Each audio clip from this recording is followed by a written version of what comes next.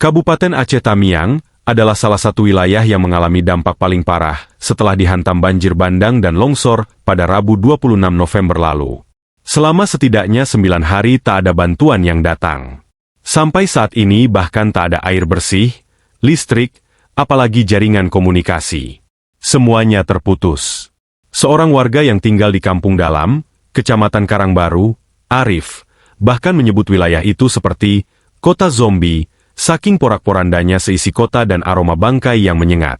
Gubernur Aceh, Muzakir Manaf, baru bisa menerobos wilayah tersebut pada Kamis 4 Desember dini hari untuk menyalurkan bantuan. Dia memboyong 30 ton sembako yang berisi air minum, beras, mie instan, biskuit, telur, dan sejumlah obat-obatan. Sementara pemerintah pusat menjanjikan akan mempercepat penanganan bencana di Aceh, Sumatera Utara, dan Sumatera Barat melalui koordinasi lintas kementerian dan lembaga. Detik-detik banjir tenggelamkan seisi kota. Sejak hari Minggu di Aceh Tamiang itu sudah hujan deras, terus sampai hari Senin, Selasa, ujar Arif menceritakan detik-detik sebelum banjir besar menerjang seisi kota. Hari Rabu, saya mengantar istri ke kantor untuk kerja, ternyata kantor sudah banjir. Selutut, katanya terkejut. Arif tinggal bersama istri dan 2 anaknya yang masih kecil di Kampung Dalam, Kecamatan Karangbaru. Kampung itu termasuk salah satu daerah yang paling aman dari banjir lantaran berada di dataran tinggi. Pada 25 November siang, beberapa koleganya dan teman istrinya yang menetap di tengah kota lantas memohon untuk menumpang sementara ke kediamannya sampai banjir surut. Arif, tentu saja, membuka lebar pintu rumahnya. Namun dini hari keesokan harinya, pintu rumah Arif tiba-tiba digedor tetangga. "Bang, bangun, air sudah sampai halaman." Saya kaget, tidak menyangka air sampai ke rumah kami. Detik itu juga, tanpa pikir panjang, mereka yang berjumlah 15 orang melarikan diri ke salah satu masjid di Kampung Dalam yang memiliki bangunan 2 lantai. "Itulah kita bertahan hidup pakai itu semua selama 2 hari, Sabtu Minggu," ucapnya lemas. Di antara keputusasaan, Arif bersama istri dan 2 anaknya telah berhasil melewati 2 babak paling genting sepanjang hidup mereka. Namun di babak ketiga, keluarga kecil ini berada di antara keputusasaan. "Anak-anak saya mulai menunjukkan fisik yang lemah, batuk, badan gatal-gatal," ujarnya. Anak sulungnya baru berusia 6 tahun dan si bungsu 2 tahun. Pria parubaya ini membatin bahwa mereka tidak akan bisa bertahan lebih lama di sini. Sebab, situasinya semakin tidak menentu. Sejak peristiwa banjir, tidak ada sama sekali personel Pemda yang berupaya datang menyelamatkan warga. Entah itu polisi, Damkar, SAR, atau BPBD. Hingga pada Minggu 30 November, dia menyaksikan sejumlah toko swalayan dan toko grosir dijarah warga. Puluhan orang memaksa masuk untuk mengambil persediaan makanan. "Penjarahan di mana-mana," ujarnya. "Padahal sehari sebelumnya, kami masih berusaha membeli makanan. Kami bawa duit untuk beli sembako yang dipaketkan harganya Rp80.000. Tapi besoknya, orang sudah tidak mau beli lagi. Mereka pada ngambil saja karena mungkin terlalu mahal bagi masyarakat. Beras saja yang 10 kilogram harganya Rp250.000, kata Arif, seisi kota nyaris seperti kota mati. Tidak ada listrik, air bersih, apalagi jaringan telekomunikasi. Mereka seperti terperangkap. Seluruh jalan rusak dan dipenuhi lumpur setebal 50 cm. Di beberapa sudut jalan, sisa-sisa banjir masih menggenang. Sejumlah kendaraan roda 4 ronggok dengan kondisi terbalik atau tercebur ke parit. Rumah-rumah warga, banyak yang tak lagi utuh bentuknya. Ada yang ambruk, atapnya bolong, tembok miring, pagar rumah jebol, jendela hingga pintu copot.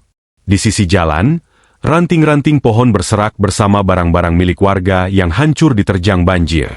Yang tak kalah mengerikan, kata Arif, aroma bangkai tercium di sepanjang jalan. Dalam masjid, kata Arif, kira-kira ada 500 orang, mulai dari anak-anak, orang dewasa, lansia, dan seorang perempuan yang sedang mengandung dan akhirnya melahirkan di dalam masjid. Arif semula berpikir dengan mengungsi ke masjid bakal mendapatkan bantuan. Sebab di sanalah orang-orang berkumpul, tapi 3 hari mengungsi di masjid, tak ada bantuan apapun yang datang. Yang ada, banjir sudah merangsek masuk ke lantai bawah masjid. Mungkin sekitar 1 meter lagi, banjir sudah masuk ke lantai 2. Bisa dibayangkan, Kalau di jalanan berarti banjir setinggi 3 meter, ucapnya dengan nada putus asa.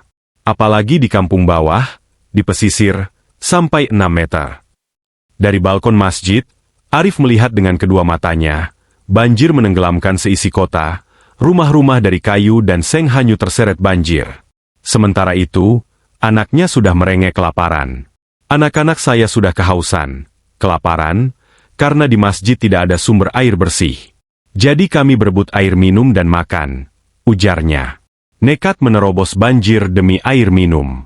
Sabtu 29 November pagi, Arif nekat menerobos banjir setinggi 1,5 meter. Sambil berenang, dia dan beberapa kawannya kembali ke rumahnya. Saya ingat di rumah ada toren, air yang bisa untuk minum anak-anak, ungkapnya. Jadi saya isi air ke botol. Saya kembali ke masjid. Siangnya, banjir mulai surut kira-kira sepinggang orang dewasa. Dari situlah, Arif dan teman-temannya memberanikan diri pulang ke rumah. Karena saya tahu ada stok air di rumah. Saya ajak teman-teman yang lain, 15 orang itu dari masjid untuk rumah saja, tidur di atas rumah. 2 malam kami tidur di loteng, karena mau evakuasi kemanapun, enggak bisa.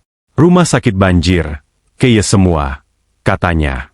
Untuk makan, Arif mengais-ngais apapun yang berserak di dalam rumahnya. Ada beras yang terendam banjir, mereka bersihkan sebisanya. Ada mie instan, dimasak secukupnya. Untungnya, kompor di rumahnya masih berfungsi. Itulah kita bertahan hidup pakai itu semua selama 2 hari. Sabtu Minggu, ucapnya lemas.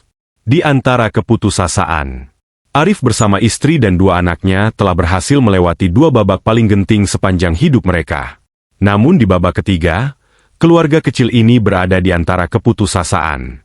Anak-anak saya mulai menunjukkan fisik yang lemah, batuk, badan gatal-gatal, ujarnya. Anak sulungnya baru berusia 6 tahun dan si bungsu 2 tahun. Pria parubaya ini membatin bahwa mereka tidak akan bisa bertahan lebih lama di sini. Sebab, situasinya semakin tidak menentu. Sejak peristiwa banjir, tidak ada sama sekali personel Pemda yang berupaya datang menyelamatkan warga. Entah itu polisi, damkar, SAR, atau BPBD. Hingga pada Minggu 30 November, dia menyaksikan sejumlah toko swalayan dan toko grosir dijarah warga. Puluhan orang memaksa masuk untuk mengambil persediaan makanan. Penjarahan di mana-mana, ujarnya. Padahal sehari sebelumnya, kami masih berusaha membeli makanan. Kami bawa duit untuk beli sembako yang dipaketkan harganya Rp80.000. Tapi besoknya, orang sudah tidak mau beli lagi. Mereka pada ngambil saja karena mungkin terlalu mahal bagi masyarakat. Beras saja yang 10 kilogram harganya Rp250.000, kata Arif, seisi kota nyaris seperti kota mati. Tidak ada listrik, air bersih, apalagi jaringan telekomunikasi. Mereka seperti terperangkap. Seluruh jalan rusak dan dipenuhi lumpur setebal 50 cm. Di beberapa sudut jalan, sisa-sisa banjir masih menggenang. Sejumlah kendaraan roda 4 ronggok dengan kondisi terbalik atau tercebur ke parit. Rumah-rumah warga, banyak yang tak lagi utuh bentuknya. Ada yang ambruk, atapnya bolong, tembok miring, pagar rumah jebol, jendela hingga pintu copot. Di sisi jalan, ranting-ranting pohon berserak bersama barang-barang milik warga yang hancur diterjang banjir. Yang tak kalah mengerikan, kata Arif, aroma bangkai tercium di sepanjang jalan. Arif menyaksikan sendiri, beberapa hewan ternak milik warga seperti sapi dan kambing mati dan dibiarkan terkapar. Bau bangkai tercium sekali, mungkin juga di balik keruntuhan. Ada mayat, manusia, cuma tak nampak, tapi baunya ada, ujarnya. Orang-orang pun sudah tidak peduli lagi sama mayat, karena orang-orang pada berburu makanan dan air semua. Saya lihat wajah-wajah orang penuh lumpur, pada bingung semua kita di jalanan. Seperti kota mati, kalau orang bilang kayak kota zombie, ucapnya. Jika malam datang, seisi kota gelap gulita. Tak ada orang yang berani berkeliaran di jalan. Namun, saat matahari nampak, warga berhamburan di jalan. Tetapi nggak tahu mau ngapain, berharap aja ada makanan, kata Arif. Ada secercah harapan. Entah bagaimana, kata Arif, suami seorang temannya sampai ke Aceh Tamiang pada Minggu 30 November sore dengan niat untuk menjemput. Pertanyaan saya, Kok bisa bapak ini datang ke Aceh Tamiang padahal jalan terputus? Katanya membatin. Jadi bapak ini bercerita kalau dia jalan kaki dari perbatasan Aceh Sumut selama 3 hari. Kemudian naik perahu ke Kuala Simpang, lalu jalan kaki ke rumah saya. Cerita bapak itu, bagi Arif bagai secercah harapan untuk keluar dari keputusasaan. Ia pun berniat memboyong anaknya ke Medan, tempat tinggal mertua sang istri, bagaimanapun caranya. Maka, esoknya, dia bersama 15 orang rekannya memutuskan mencari informasi ke pasar Kuala Simpang yang kala itu sedang kacau-kacaunya. Mereka berjalan kaki sejauh 2 kilometer. Sesampainya di kota Kuala Simpang, dia dapat informasi bahwa ada jalur laut yang bisa ditempuh dengan kapal nelayan ke Kecamatan Pangkalan Susu, di Kabupaten Langkat, Sumatera Utara. Mereka lantas bertanya soal ongkos dan segala macam. Ternyata satu orang itu dikenakan biaya Rp150.000, padahal kami sama sekali nggak ada uang. Mau tarik uang di ATM, tidak bisa. Jadi kami memberanikan diri meminjam ke salah satu warga. Ceritanya, Jal, di Tanjung Pura banyak rumah tenggelam. Sepanjang jalan kami lihat rumah-rumah hanyut, ujar Dedi. Mendekati Aceh Tamiang, kondisinya gelap gulita. Ia pun berkendara pelan dan berhati-hati. Sebab jalan dipenuhi lumpur dan air sisa-sisa banjir. Total, mereka menghabiskan 4 jam di jalan. Padahal normalnya, kata dia, paling cuma 3 jam. Tiba di sana, sudah pukul 1 WIB dini hari. Terus ada orang yang mengejar kami. Ternyata wakil Bupati Aceh Tamiang. Dia heran, kok ada orang bawa senter, sementara sudah 5 hari nggak ada daya listrik. Ceritanya, kami ceritakan mau ke Desa Babo, di Kecamatan Bandar Pusaka. Dijawab wakil Bupati, loh air, banjir, dari sanalah asalnya, bahaya kali sudah tengah malam. Akhirnya kami disuruh istirahat di posko Polres. Besok pagi baru lanjut cari keponakan tadi, ujar Dedi. Desa tempat keponakannya tinggal berada di hulu, dekat dengan sungai. Konter wilayahnya berbukit-bukit. Saat banjir menerjang desa tersebut, katanya, banyak rumah-rumah warga yang terbuat dari kayu terseret derasnya air. Malah ada mobil tangki sampai naik ke atas mobil tangki juga. Berarti kan, banjir cukup besar, ujarnya. Dan, waktu kami melintas itu memang bau bangkai. Menyengat betul. Mencekam sekali di sana, seperti dihantam tsunami. Kota dipenuhi lumpur, sampah, kayu. Masyarakat juga nggak banyak kelihatan di jalan, enggak tahu kemana mereka, klaimnya. Beruntungnya, keponakannya itu sudah mengungsi ke posko pengungsian. Di sanalah mereka jumpa dalam kondisi memilukan. Si bocah bercerita bagaimana dia dan penduduk desa bertahan hidup dari makan dan minum seadanya. Kami bawa pulanglah, bonceng bertiga di motor. Makanya begitu jumpa rasanya macam ada mukjizat dari Allah. Dia bisa selamat gitu.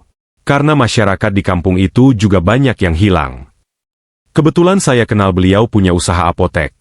Kami pinjam duit sebesar 3 juta rupiah untuk kami berangkat 15 orang ke Medan. Dari kota Kuala Simpang, mereka naik truk melewati perkebunan sawit sampai ke Salah Haji di Kabupaten Langkat sejauh 18 km. Setibanya di sana, yang sudah dekat dengan tepi laut, mereka pun naik kapal nelayan ke pelabuhan Pangkalan Susu selama 2 jam. Dari situlah sudah ada jaringan, internet. Kami mengisi baterai handphone, kami kabari keluarga.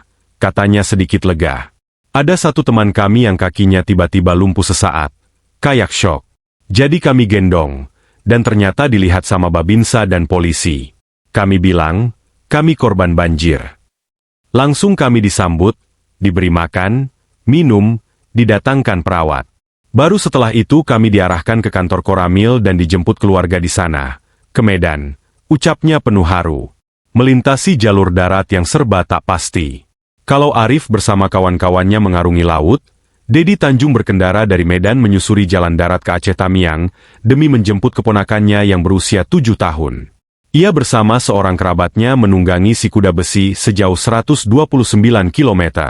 Sebetulnya kami juga was-was, tapi kami jemput ke sana, karena kondisinya sudah porak-poranda, kata Dedi kepada BBC News Indonesia, Kamis, April 12, dari ujung telepon, dia menceritakan perjalanannya yang serba tidak pasti. Saya berangkat hari Selasa jam 9 malam, kata Dedi. Kami berdua pakai motor, boncengan sambil bawa senter, karena nggak ada penerangan, ucapnya. Untuk sampai ke Aceh Tamiang, mereka harus melewati Binjai, Stabat, Tanjung Pura, Pangkalan Brandan, Balaban, Sungai Liput, baru ke Kabupaten Aceh Tamiang.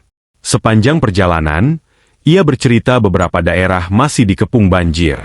Kalau sudah begitu, dia terpaksa turun dari motor dan mendorongnya, ketimbang memaksa menerabas. Untungnya, beberapa ruas jalan Medan Aceh Tamiang yang sebelumnya tertutup material longsor sudah bisa dilintasi, meskipun hanya satu.